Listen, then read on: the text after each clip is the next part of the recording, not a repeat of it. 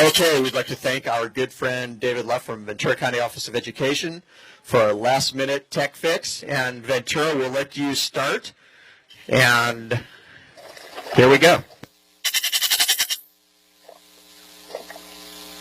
Hello, Ventura.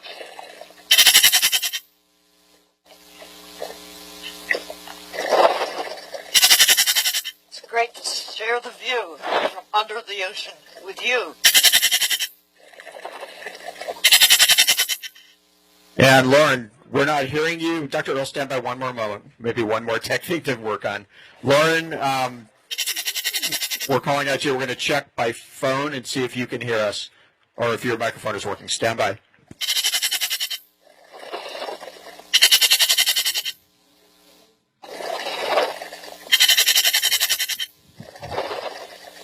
Good afternoon, Anacapa. This is the Visitor Center. We are excited to hear what you have to say this afternoon. I'm so pleased to hear from you.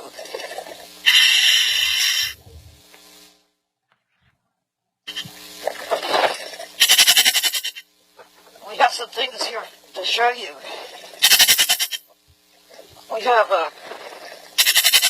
looks like a wonderful, this is a sea cucumber. Oh, it's a relative of starfish. It's got little feet on the bottom. Looks like a big slug, but he's related to starfish. What a gorgeous little animal. Woo, we're going swimming together.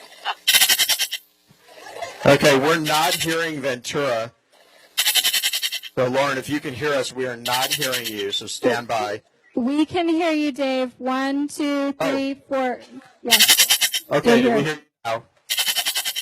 Okay, so give me one more 5 count, please.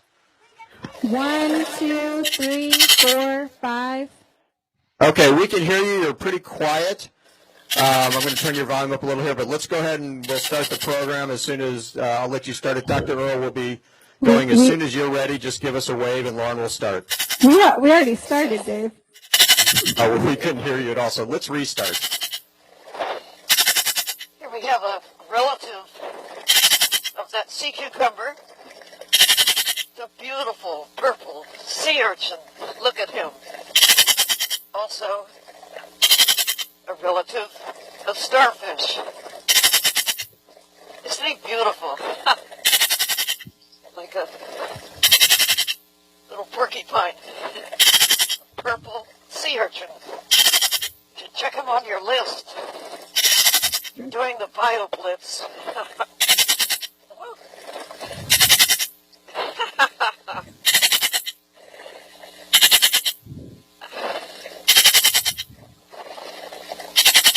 Thank you. Here we go. So maybe you can turn him around so we can see a view of that mouth. Here we are. You can see his little feet. Little tube feet, like little suction cups on the bottom.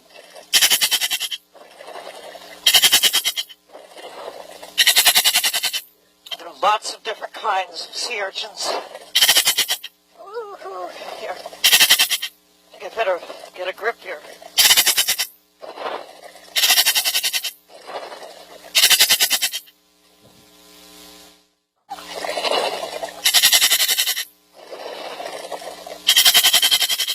So, these urchins like to eat plants. They actually eat like the kelp and other plants that live here. Just like Buddy Bison is a grazer eating plants, so are these grazing animals. But look at this. With the 2 feet, he's holding on to my hands. Oh, there he goes. Woo-hoo.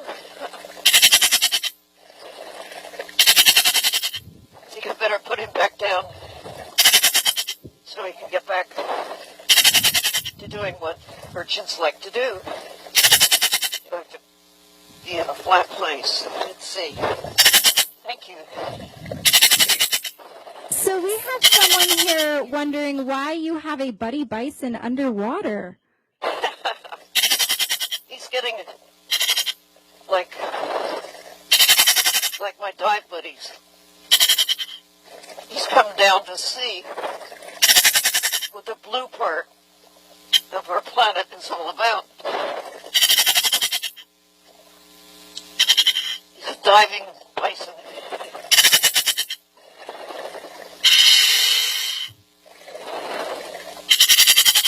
He wants to share the view too with you. To see this underwater forest. Oh my goodness, look at this. This is one of the biggest lobsters I've seen. He's beautiful. Check this out, buddy. That is a lobster. It's been around for quite a while. Let's turn him so he can see the... Look at the eyes. He's a beautiful creature.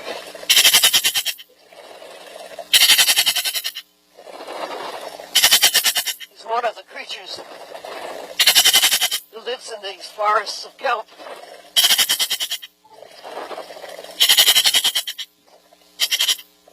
Just as important to these forests as animals are on the land to their forests. It's a part of the system. Oh. Look at his beautiful eyes. These are ancient creatures. They've been around long before there were human beings. There were these wonderful animals. You know, should treat them with great respect and enjoy how beautiful they are.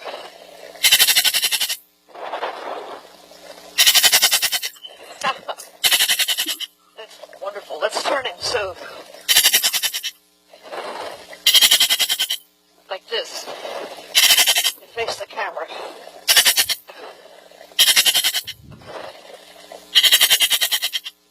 So we have a question from the Visitor Center. Sorry. What's the white stuff on the kelp?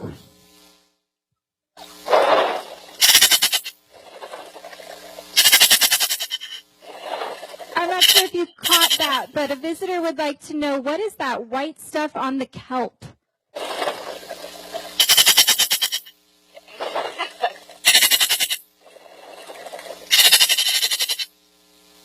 Okay.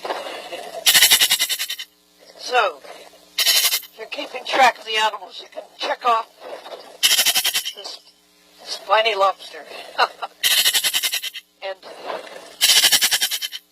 oh, here comes a beautiful sheep's head. Again,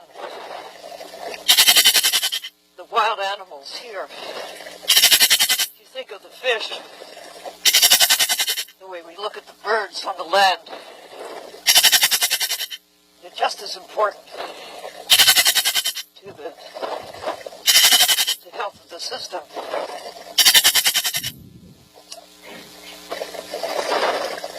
Dr. Earle, someone is wondering what the white stuff on the kelp is. It's a good question. It looks like paint, but we're looking here at an animal that grows. If you could see it very close, you could see it's a colony of small animals that grow on the blades of the algae. And actually, you should look and see there are many different kinds of algae, of plants here. The big ones are mostly the brown or golden brown algae. But look, you can also see some of the red plants. All of them taking the sunlight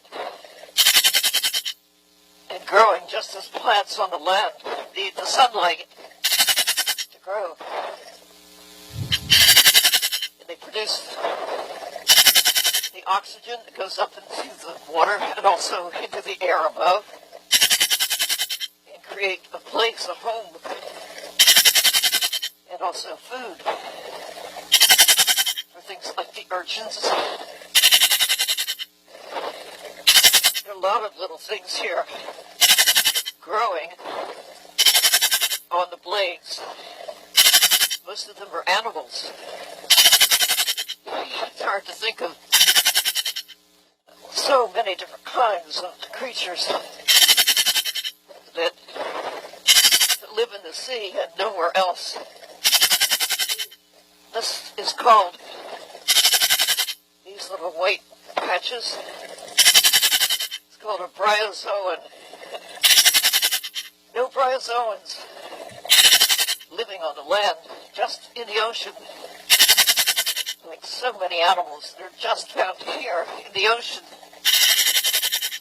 It's the first time for a bison to visit animals in the ocean. The diving buddy bison. So we have another question about kelp. How many species are down there? We're looking at dozens of different kinds of plants, but the giant kelp, the one that makes these tall columns like trees, that's called macrocystis. And this is sargassum, this one with the berries on it. It's not one that has been here until fairly recently, a newcomer.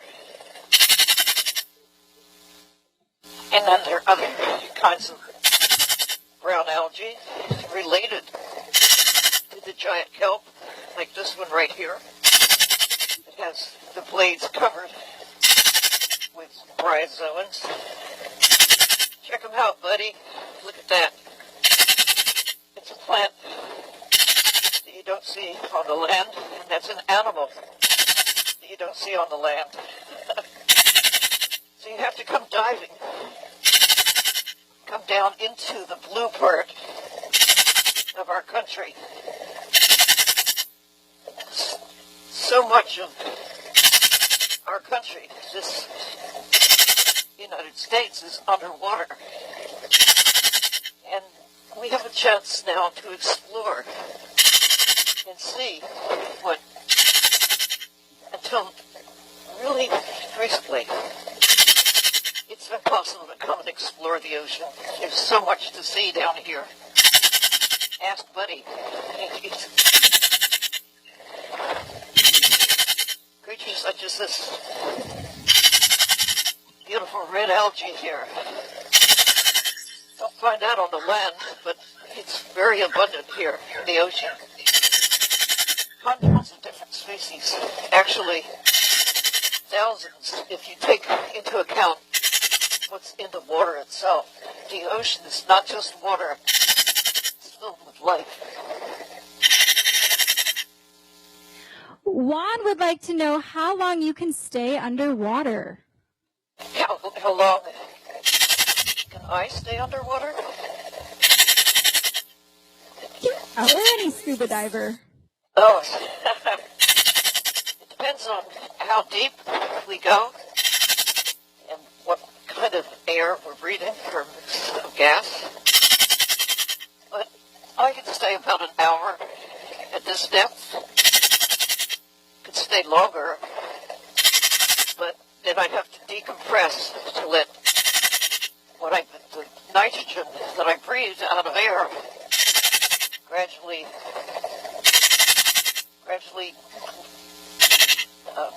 dissipate. You shouldn't. If I had to Dr. Earle, this is Ranger Dave on Anacapa. We have a student here who has a personal question for you about the ocean. My name is Albert, and I want to know if you, what's your favorite sea creature? So Albert's asking what your favorite creature in the sea is. Could you say again, please? Albert would like to know what is your favorite animal or creature that lives in the sea? Well, I love them all. And I really do. I think sometimes I would like to be a dolphin because, like humans, they can go above water and see the world above and dive down into the world below. And sometimes I would like to be an abalone because they see a different part of the world. And imagine being one of these big sheep's head, these big fish, and we're just coming around to look at us. They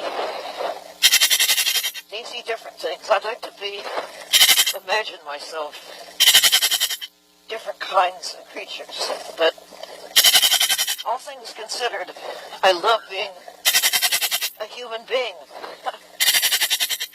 Human beings are sea creatures too, you know. We need the ocean, just as all the things that we see here need the ocean. Imagine the world, this blue planet, with no ocean. Earth would be a lot like Mars. So, Buddy needs the ocean. I need the ocean. The kelp forest needs the ocean, and so do you. We need to take care of it, too. I'd like to know, what's your favorite sea creature? Do you have one?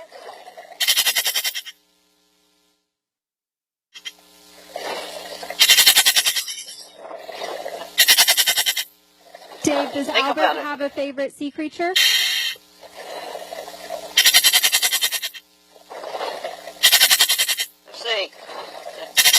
I think human beings are my favorite. Stand by. Albert, what is your favorite sea creature? A sea lion. Albert says sea lions are his favorite sea creature. Sea otters. That's a good choice. They're so cool. What do you think, buddy?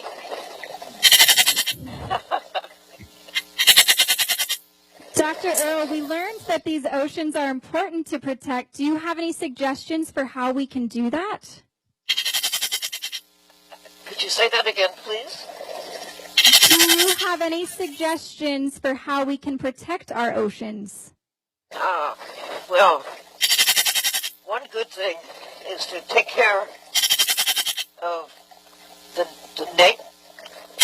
national parks and see if we could get more of them in the ocean to expand places that we take care of all of the life in the ocean. Just as on the land we take care of everything that lives in a park, we need to think of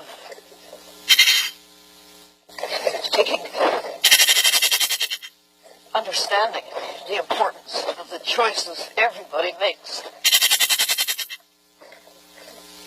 to respect the natural world in all aspects of it. And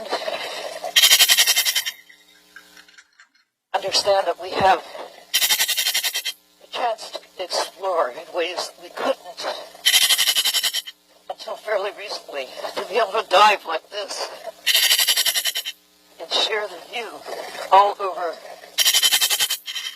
the country. Back up on right here at Anacapa, to be able to have kids up there who are watching us down here and in Washington, D.C., knowing that there are people there who can watch us underwater. It's exciting. And these are things that we can do that could not be done when I was a child. So, think about what you can do to explore your world and take care of it. Respect it. Imagine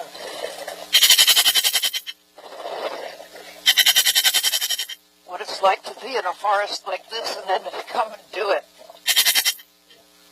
Come, jump in yourself, learn how to dive, explore the world.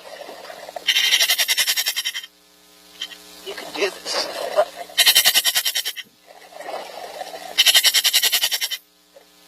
There's a question up there.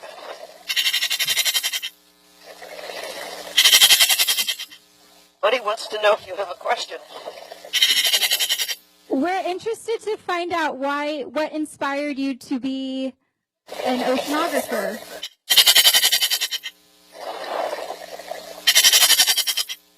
Well, I think what drew me to the ocean was the fact that it's so full of life. And you never know what you're going to see. A big lobster, or a sea urchin, or even a diving bison.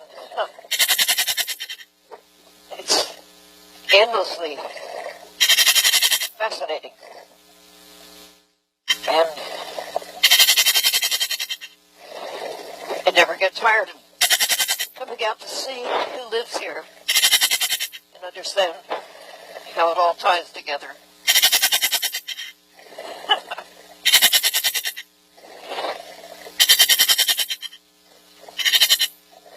I have had the fun of being in little submarines. So even if you don't like to get wet, you might like to see the ocean by getting into a submarine. And I used to think that was impossible for me. But it is increasingly possible to get into different submarines and dive into the ocean and see it from the inside out. I hope you can come too. Come explore the blue part of the world. This is where most of life on Earth actually lives. So many different kinds of creatures that you don't see on the land or even in fresh water. So, this is part of your country. The blue part, filled with creatures like this beautiful sheep's head that's right here. Okay. Well, thank you for diving with us, getting to see one of the special parts of this country, here the Channel Islands National Park. It's one of nearly now 400 places that we are protecting, and we are celebrating 100 years of protecting national parks and looking at who lives here. All of these beautiful plants and animals that are part of our world. Yeah, she's going to come back up and talk to us.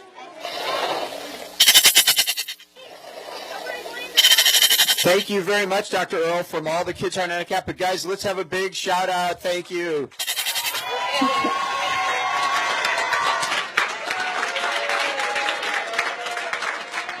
All right, thank you. And Lauren, how about for Ventura? We were doing it too. We'll do it one more time.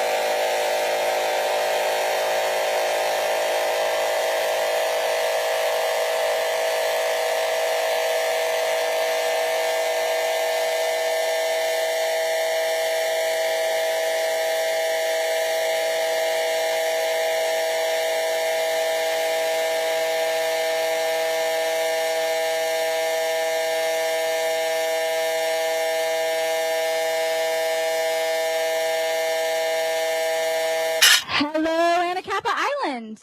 Hey there, Visitor Center. I hear you loud and clear.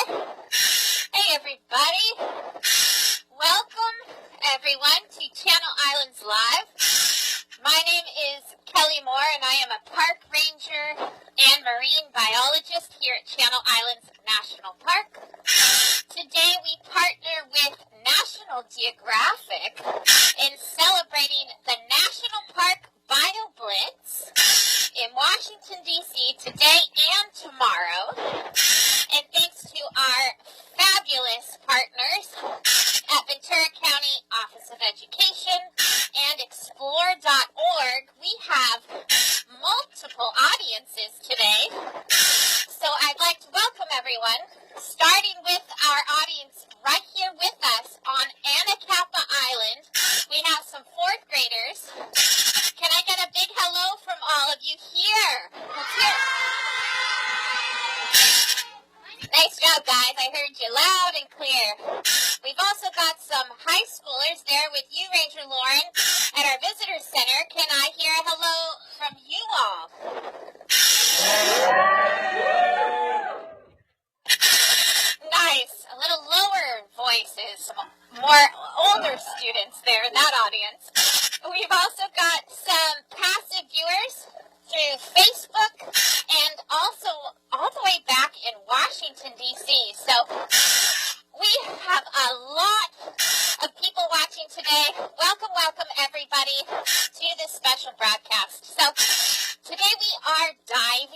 underwater around Anacapa Island, which is one of 5 islands in Channel Islands National Park. And it's within these waters we find a very complex, a very diverse, and unfortunately threatened ecosystem.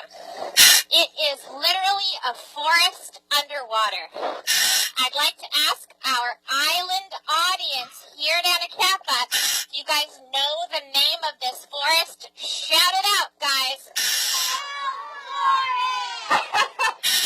Awesome. Yes, you're right. A kelp forest. The kelp forest is home to nearly 1,000 different marine organisms. And we're really lucky today. The kelp forest we're diving in is part of a marine reserve. That means this area is protected from fishing or take of any kind. And has been for over 30 years. So we're able to witness a very balanced, naturally functioning kelp forest ecosystem with all the players of the food web present. But just because it's protected does not mean that there are not some threats that still exist to this kelp forest. So today, we'll talk a little bit about kelp. You'll get a chance to see some of the different inhabitants that call the kelp forest home and rely on it in one way or another for survival. We'll talk a little bit about some threats to the system and ways that you and I can help take care of our ocean. So let's get started. Josh, let's look at this kelp right here. Giant kelp, the primary seaweed or algae of the kelp forest. It is very well adapted for living in the marine environment, and it's one of the fastest growing organisms on the planet. Kelp can grow up to 2 feet in one day under optimal conditions. Pretty amazing. But it's not a plant, although it often is referred to as one, and it kind of looks like a plant, but it's a seaweed, so it's a bit different. And I'll show you some of the different parts and how it's adapted to living in this marine environment.